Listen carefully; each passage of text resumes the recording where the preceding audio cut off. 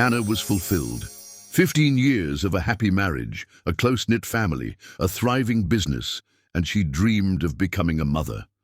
Until a scheming girl entered her home, disguised as her stepson's girlfriend. The betrayal she discovered was incredibly cruel. And to make matters worse, her own husband had her committed to a psychiatric clinic to steal everything from her. But what he didn't know was that he was underestimating the wrong woman. This is the story of a devastating betrayal and a revenge that changed everything. Your opinion is very important to us. So if you're enjoying it, leave a comment, like it, and subscribe to the channel. This kind gesture will help our channel write new, exciting stories for you. Inna watched the candles flicker gently on the anniversary cake. 15 of them. 15 years of marriage with Pedro. He wrapped his arm around her waist, and that simple, familiar touch still made her feel protected, loved, whole. "Make a wish, love," he whispered.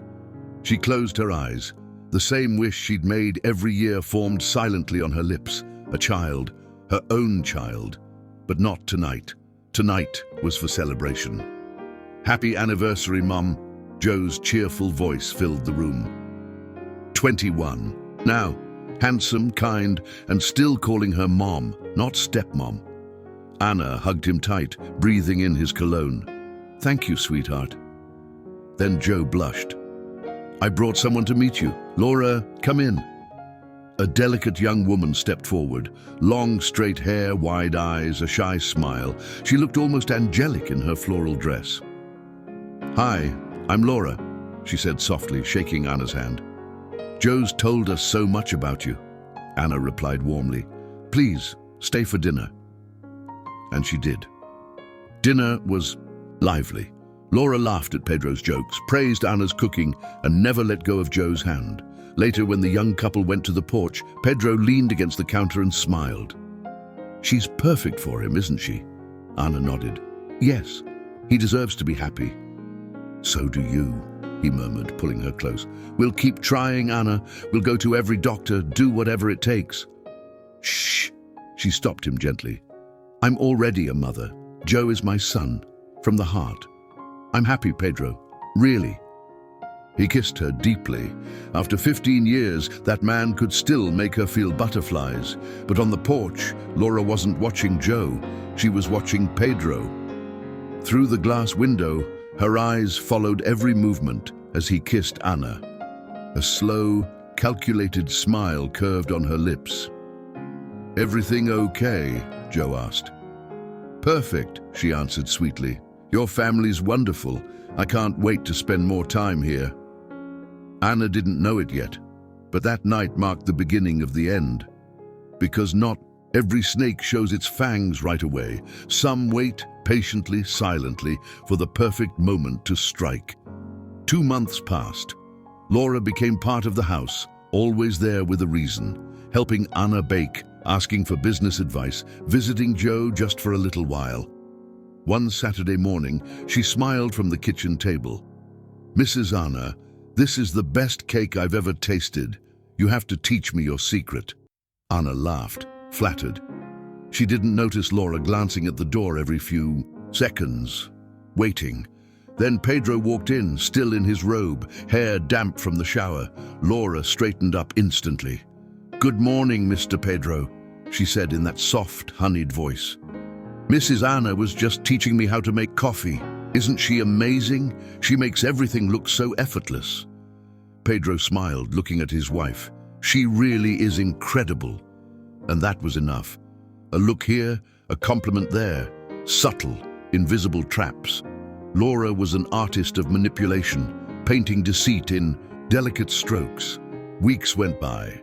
Anna began noticing small changes. Pedro's late nights, his phone always on the table, buzzing, the cold tone in his voice, the distance between them growing, not just emotional, but physical. One night, she tried to reach him. "Pedro, can we talk?" "Not now. I'm tired.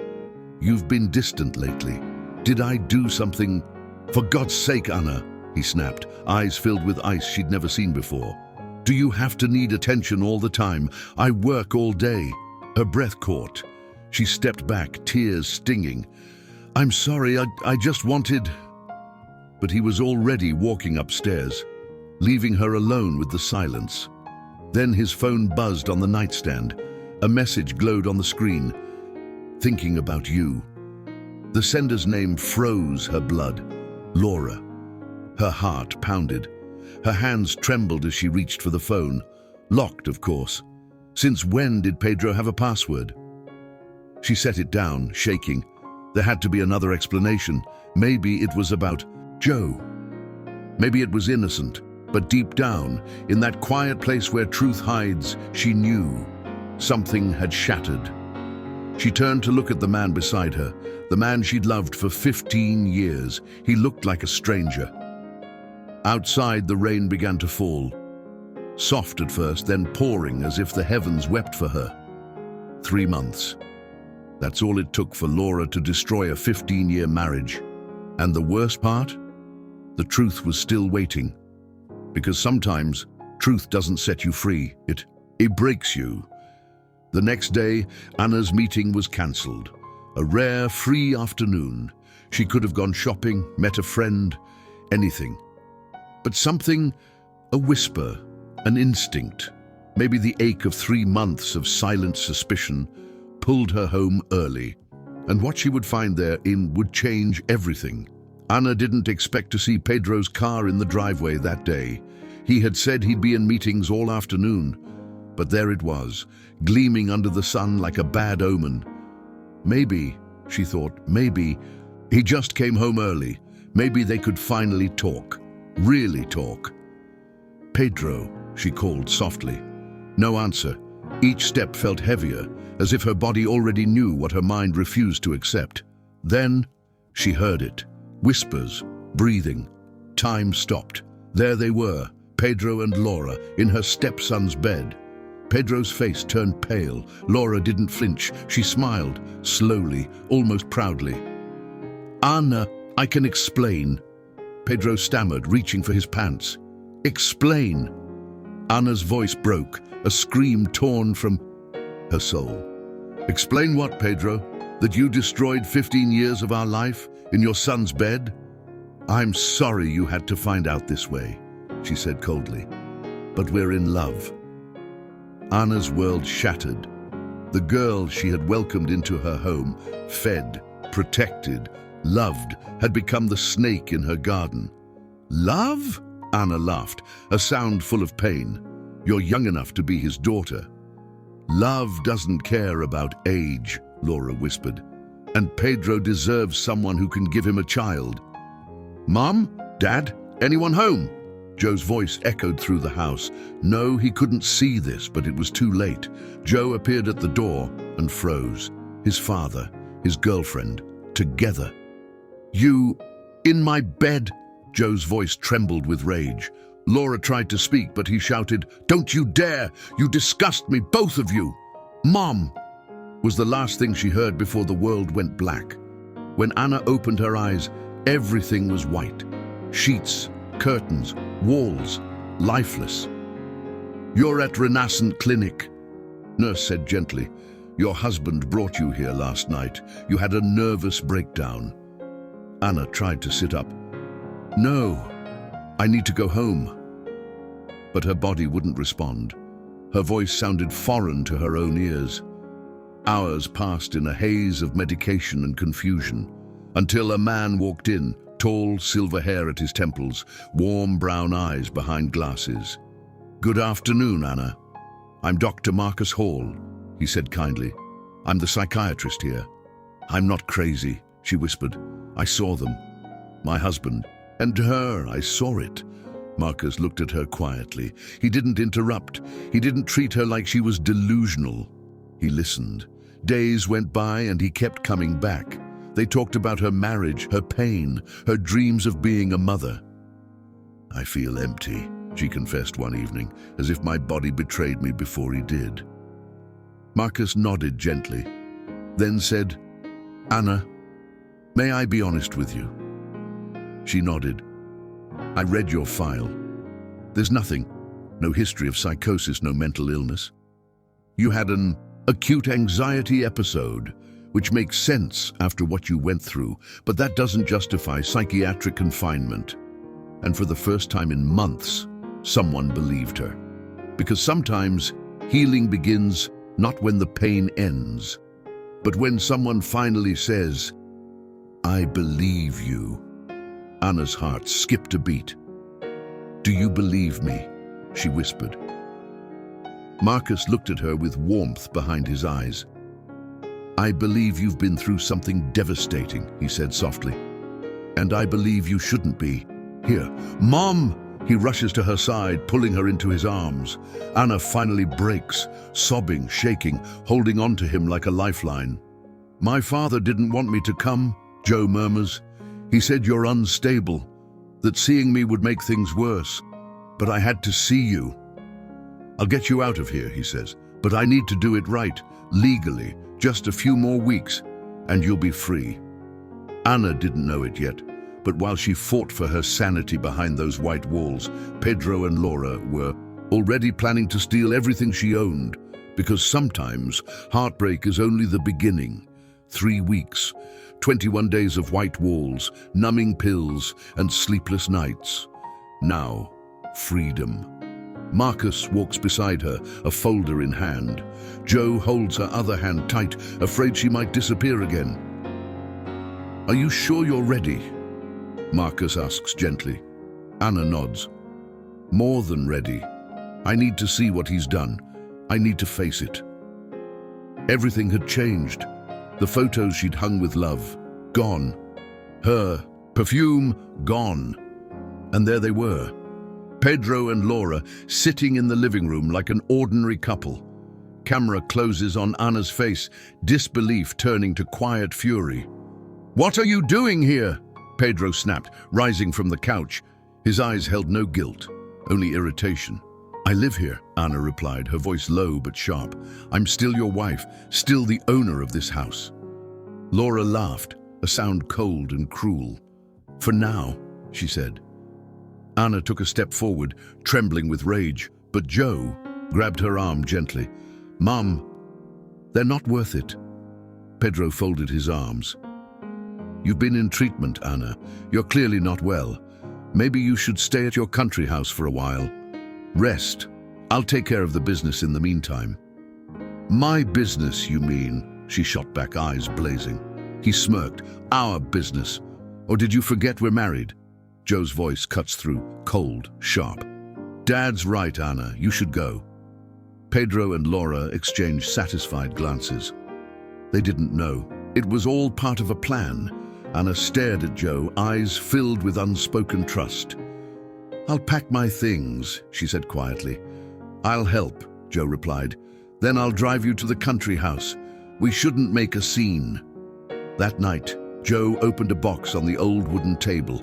Inside, stacks of documents, deeds, contracts. "I took these from the office," he said.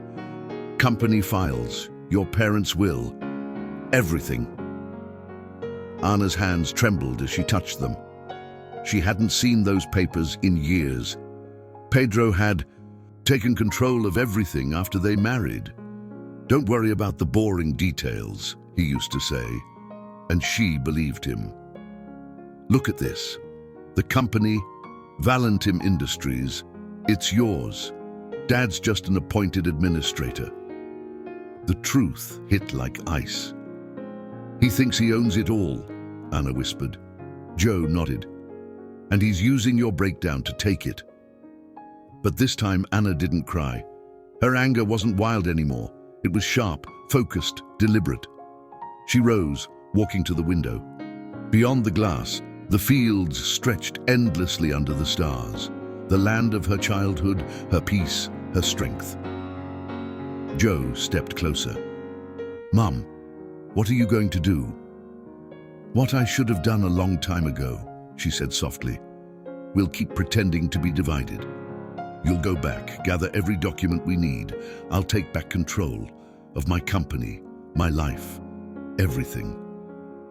A new day was rising, and with it, a new Anna. "All filed and organized by date," Anna said, gesturing toward the small wooden table inside the house covered in color-coded folders. Joe managed to access the internal systems. Pedro still has no idea. Marcos looked at her, genuinely impressed. "You've changed." "I have," she admitted, meeting his gaze. "I spent 15 years being the perfect wife, the devoted stepmother. I let Pedro handle everything because I trusted him. Because I thought that's what a good woman did, trust her husband. And now I know that trust is not the same as blindness. Real love doesn't ask you to shrink." She hesitated, then asked quietly, "Marcos, why are you doing this? You come here, you help me, you listen. You could have just signed my release papers and walked away." He paused, staring into his coffee. "Because I saw what they did to you. And because," he looked up, voice low, "because I admire who you're becoming." Something passed between them, silent, electric, undeniable. Then Anna's phone rang. "Joe." "Mom, they scheduled a board meeting for next week. Pedro wants to transfer all the shares into his name. He says it's to protect the company while you recover from your mental state." Anna felt the familiar spark of anger, only this time it was focused, controlled. "Perfect, I'll be there." "Are you sure? It'll be hard, seeing him, seeing her." "I'm sure. Actually, Joe, I need you to do something for me." In the days that followed, Anna rehearsed. Every word, every gesture, every argument. Marcos helped her, playing the role of Pedro, challenging her logic, pushing her to stay calm. Joe kept feeding her updates from inside the company. "Laura's walking around the office like she already owns the place," he said one evening, "telling everyone she'll be the new First Lady of Valentine Industries. Some people are uncomfortable, but nobody dares to speak up." "And Pedro?" Joe hesitated.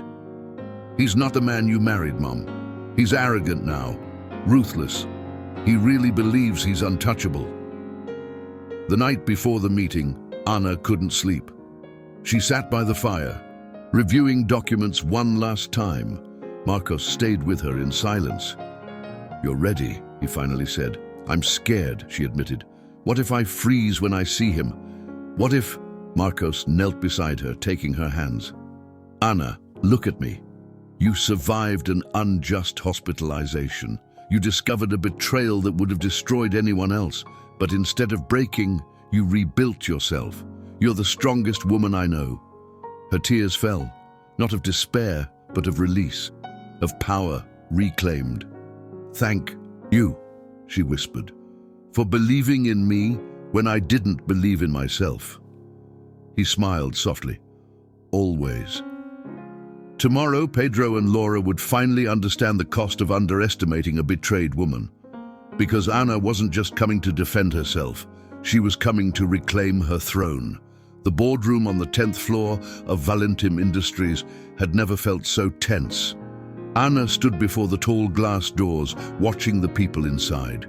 Pedro sat at the head of the table. Laura was right behind him, pretending to be his assistant. The 6 board members chatted quietly.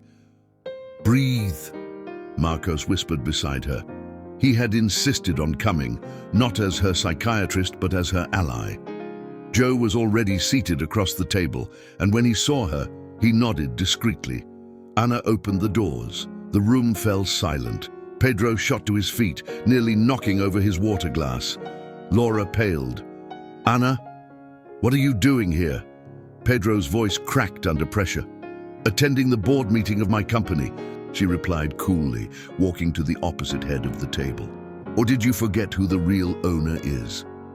Pedro tried to steady himself. "You're not well, Anna. Everyone here knows you've been through a crisis. This meeting is to protect the company while you recover." "Protect it," she smirked, opening her folder and handing out documents to the board. "Or steal what never belonged to you."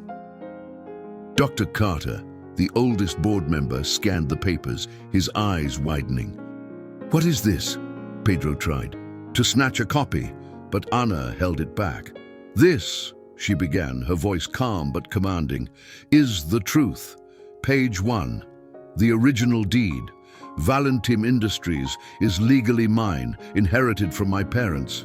Pedro was never a partner, only an appointed administrator. We know that, Dr. Silva interjected. Pedro showed us marriage documents stating you share all assets. Page 2, Anna continued. A prenuptial agreement filed 3 days before the wedding. Complete separation of assets. His signature, right there. He can't claim ignorance. A heavy silence filled the room, Pedro's face drained of color. But there's more. She flipped another page. Inflated contracts with Andrade Construction, a company where Pedro is a hidden partner.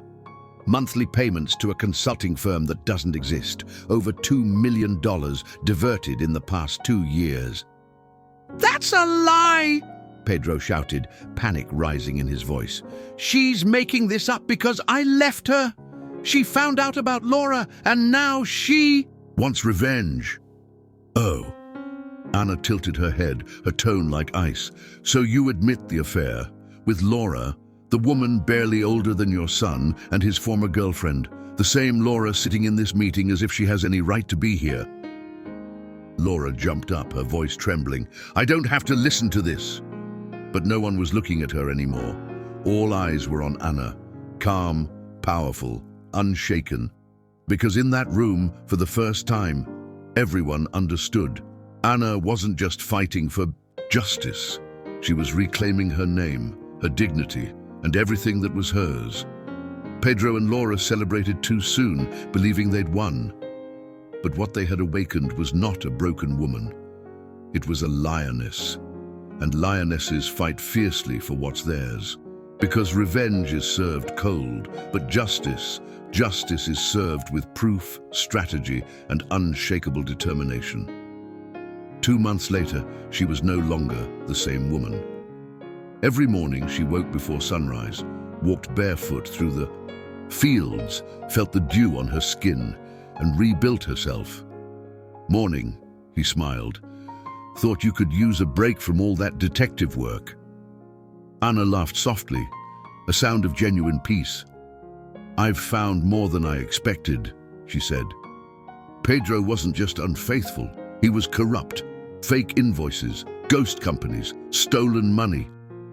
Marcus leaned forward. Do you have proof? Oh yes, she said. And soon, the whole world will see it. Sit down. Anna's voice cracked through the air like a whip. You're going to listen to every word. You infiltrated my family, manipulated my stepson, seduced my husband, all for greed. You thought you'd be rich, didn't you? Too bad you bet on the wrong man. Pedro loves me, Laura shouted, tears of rage welling in her eyes. He said he'd divorce you, that he'd give me everything. Anna turned to Pedro, her gaze sharp as glass. Give her what exactly? My house, my company, things that were never yours to give. Pedro was cornered, and he knew it. Anna, please, we can talk privately, settle this. There's nothing left to settle. Anna's tone was cold, unshakable. Members of the board, I hereby request the immediate dismissal of Pedro Silva from his position as administrator for breach of trust, embezzlement, and fraud. Effective immediately, Joe Silva will assume the role of CEO under my direct supervision. You can't do that. Pedro lunged forward, but Marcos stepped between them. Oh, she can, and she will, Marcos said calmly. And if you take one more step, I'll remind the board how you had your wife falsely committed to a psychiatric clinic just to steal her assets. The lion thought he ruled the savannah until the queen roared. The vote was unanimous. Pedro was out, Joe was in, and Anna, at last, reclaimed her rightful place as president of Valentim Industries. But that victory was only the beginning. You have 24 hours to get out of my house, Anna said once the boardroom had emptied. Only Joe and Marcos stayed behind. Take your clothes, your things, and leave. You are no longer welcome on my property. You can't do this, Pedro shouted, his voice cracking. We're married. I have rights. We were married, Anna corrected, My lawyer already filed for divorce on grounds of adultery, fraud, and attempted theft, and with this evidence, you won't see a single cent." The mask finally slipped. Gone was the charming man she once loved. What stood before her now was a stranger, angry, desperate, defeated. "I gave you the best years of my life," he barked. "I ran your company, took care of everything while you played house." "You stole my company," Anna replied coolly. "You funneled money, lied, cheated, and had the nerve to betray me with a girl young enough to be your daughter. The best years of your life. Pedro, you wasted the best years of mine, but don't worry, you'll get your severance package." Laura, who had been silent until now, suddenly erupted. "You're pathetic, a washed-up barren woman who couldn't keep her. A man. Pedro deserves someone who can give him children, a real family." The words hit hard, but Anna didn't flinch. She looked at Joe, who stood beside her, eyes full of emotion. "I am her family," Joe said, his voice trembling. "I always was. And you," he turned to Pedro, "you never deserved her or me." "Joe." Pedro tried to reach out, but Joe stepped back. "You lost me the day you betrayed the woman who raised me. You had her locked away just to steal what wasn't yours. You're not my father. Not anymore." Pedro froze. For the first time, regret flickered in his eyes, but it was far too late. Anna motioned to two security guards. "Please escort them out. They no longer have authorization to enter this building." Pedro looked around, desperate for an ally. There were none left. "You'll regret this," he spat. Anna's eyes didn't waver. "The only thing I regret is not doing it sooner." When the doors closed behind them, the room felt lighter. Joe wrapped his arms around her, and for the first time, Anna allowed herself to cry, not from sorrow, but from release. "You were incredible," Marco said softly. "I was shaking inside," Anna admitted, laughing through her tears. "But no one saw it," he replied. "That's the difference."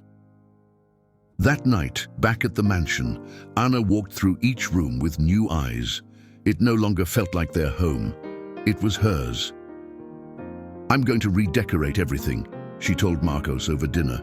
"Every corner should reflect who I am now, not who I used to be." Marcos smiled. "And who is that?" Anna thought for a moment. "Someone who isn't afraid to fight for what's hers.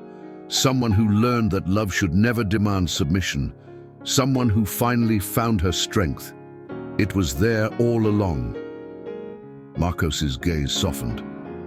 "I'd like to know that woman better, if you'll let me." Before Anna could answer, Joe appeared with 3 glasses of wine. "A toast," he said, raising his glass. "To the strongest woman I know. To my real mother. To Anna, the woman who rose from the ashes brighter than ever." They clinked glasses. And for the first time in months, Anna felt something she thought she'd lost forever. Hope. Not just the hope of regaining what was hers, but of rebuilding something greater. Something new. 6 months later. Anna's office gleamed in soft beige and gold tones. She was reviewing quarterly reports when Joe burst in, holding a magazine. "Mom, you need to see this." He dropped it on her desk, grinning. "Page 15. Anna flipped through, and there it was. Her photograph beneath the headline, "Anna Valentim, the lioness who took back her kingdom." The article praised her for modernizing the company, increasing profits by 10% and becoming a symbol of female leadership and resilience. "They want to feature you on the main cover next month," Joe said proudly. Anna smiled, shaking her head. "I don't want this to turn into gossip about my personal life." "It won't," Joe replied. "It's about your vision, your strength. People need to know you're not just the woman who survived betrayal, you're the woman who built an empire from it." Anna's eyes softened. Joe had become not just her son, but her greatest ally. She looked out the window at the city skyline, sunlight gleaming off the Valentim logo. Once she had lost everything, her home, her love, her trust. Now she had found something far greater, herself. Sometimes the past doesn't end when you close the door. It lingers, waiting for the right moment to remind you who you've become. Joe leaned back in his chair, studying his mother with a teasing grin. "So, did you ever call him back?" Anna shook her head, smiling faintly. "No, I'm not ready for that yet. Maybe I never will be." Joe nodded. "And Laura? Last I heard, she tried to pull the same stunt with some businessman in Chicago. Didn't end well." Anna should have felt satisfaction, but there was only peace. Laura and Pedro no longer lived in her mind. They were ghosts of another life. Joe's grin widened. "So how's Dr. Marcos these days?" A flush crept into Anna's cheeks. In the past few months, Marcos had become much more than a friend. Late dinners, long talks, quiet moments where words weren't needed. "We're having dinner tonight," she admitted. Joe chuckled. "About time you made it official. Anyone can see how he looks at you." Marcos reached across the table, taking her hand gently. "There's something I need to tell you," he said, his voice trembling slightly. "I'm listening. When I first met you, you were broken, scared, surviving on sheer will. But now you're this incredible, powerful woman who doesn't need anyone, and I just keep wondering." He paused, searching her eyes. "Is there still room in your life for me?" Anna smiled softly. "You helped me find my strength, Marcos. You believed in me when I didn't believe in myself. Not needing you doesn't mean I don't want you. And do you? I do. But I need you to understand, I'm not that woman who hides in someone's shadow anymore. I won't dim my light for anyone." Marcos laughed, eyes glistening. "Anna, your light is what drew me to you. I don't want you to dim it. I want to stand beside you while you shine even brighter." He stood, circled the table, and dropped to one knee. Conversations hushed around them. "I know it's soon, and I know you're still healing. But I love you, Anna. You are the most extraordinary woman I've ever met. Would you let me walk beside you for the rest of my life?" Tears welled up as she whispered, "Yes." Applause filled the room as he pulled her into a kiss. Sometimes the universe delays what we ask for. Not because we don't deserve it, but because it waits for us to finally deserve ourselves. She sat frozen, staring at the 3 pregnancy tests lined up on the marble counter, all positive. It couldn't be real. Years of failed treatments, countless doctors, and shattered hopes. And now, at 40, life had written her a miracle. Joe entered the office. "Mom, are you okay?" She turned, the test trembling in her hand. "I'm pregnant." For a second, he was speechless. Then he wrapped her in his arms, laughing, crying, "Mom, this is incredible. You always wanted this." "I know," she whispered. "But what if it's too late? What if it's exactly the right time?" Joe interrupted. "When you're finally strong, happy, and loved." "Marcos." She had to tell Marcos. Marcos noticed her nervous silence. "You're quiet tonight. Did something happen at work?" "No, it's something else." She took a deep breath. "Marcos, I'm pregnant." For a heartbeat, he froze. Then his face broke into a stunned, radiant smile. "You're pregnant?" He stood, knocking over his chair, rushing to her side. "Anna, this is a miracle." "You're not scared?" she asked through tears. "I'm terrified," he admitted, laughing, voice trembling with joy, "but happier than I've ever been. You're going to be a mother, Anna, and I'm going to be right here for every step." She cried then, years of grief washing away. "Gentlemen," she began confidently, "as you know, I'm expecting. I'll stay active for as long as possible, but I'll be stepping back before the birth. Joe will handle executive operations during that time." Applause echoed across the room. "And one more thing," she added, smiling. "Marcos and I are getting married next month. Small ceremony, family and close friends only." Her colleagues rose to congratulate her. Anna sits in a wicker chair, her 1-year-old daughter Sophie on her lap. The child's tiny hands play with her mother's curls. "Mama, mama," Sophie babbles, her brown eyes, mirrors of Anna's, shining with laughter. Marcos appears with coffee and kisses Anna's forehead. "Boy or girl, remember?" Anna teases, smiling. Marcos chuckles. "Doesn't matter, she has her mother's strength." At 42, Anna finally understood life doesn't end when you lose everything. Sometimes it begins right after. "Yes, my love. Mommy's here." Anna kissed her baby girl's forehead, breathing in that sweet scent only a mother knows, the kind that makes the world stop for a second. From the garden came laughter, two deep voices mixing with the afternoon breeze. Marcos and Joe were setting up a new swing for little Sophia, arguing playfully about the right way to tie the ropes. Watching them together, her husband and her grown son, made Anna's heart swell with a quiet, almost sacred joy. "Done," Joe called. "Come here, Sophia. Look what your brother made for you." "Joey, Joey," the baby squealed, reaching for him. Marcos climbed the porch steps and kissed Anna softly. "Good morning, beautiful. Did you sleep well?" "Better than ever," she smiled. Life had finally found its rhythm. The company she and Joe ran together was thriving, not because of her last name, but because of her son's vision and hard work. Then, one morning, Marcos handed her an envelope.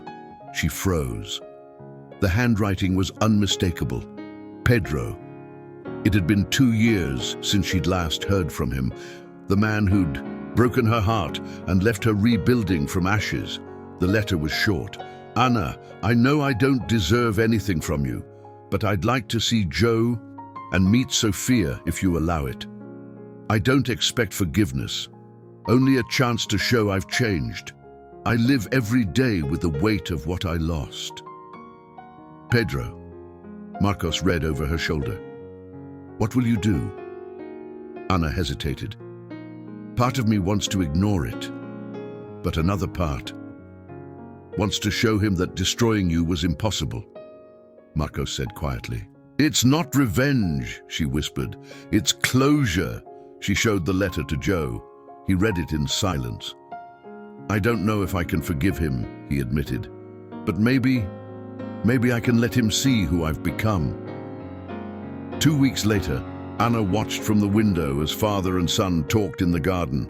Pedro looked smaller now, older, worn down by guilt.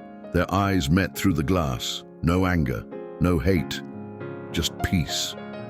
When he left, Marcos asked, "And what about Laura?" Joe had told her Laura had reached out months ago, asking for money. He'd blocked her. "Some people never change," Anna sighed. That night, Anna sat on the porch, her favorite place. Sophia was asleep. Marcos read beside her. Joe typed quietly in the living room. The house was full of life and love. "Are you happy?" Marcos asked. Anna thought about everything, and the betrayal, the heartbreak, the nights she thought she wouldn't make it. And then, the rebuilding, the strength she found, the business she grew, the family she built. "I'm not just happy," she said softly. "I'm whole," and for the first time she truly was. Anna had learned that happiness doesn't come from being loved by someone else. It begins with loving yourself enough to start over. If you're standing in the middle of your own storm right now, remember Anna's story. The deepest betrayals often lead to the strongest rebirths. You are stronger than you think. You deserve love, respect, and peace, and no one has the right to make you believe otherwise. Your story of healing is only beginning. Thank you for watching. If Anna's journey touched your heart, like this video, leave a comment and subscribe, because here, every ending is just a new beginning.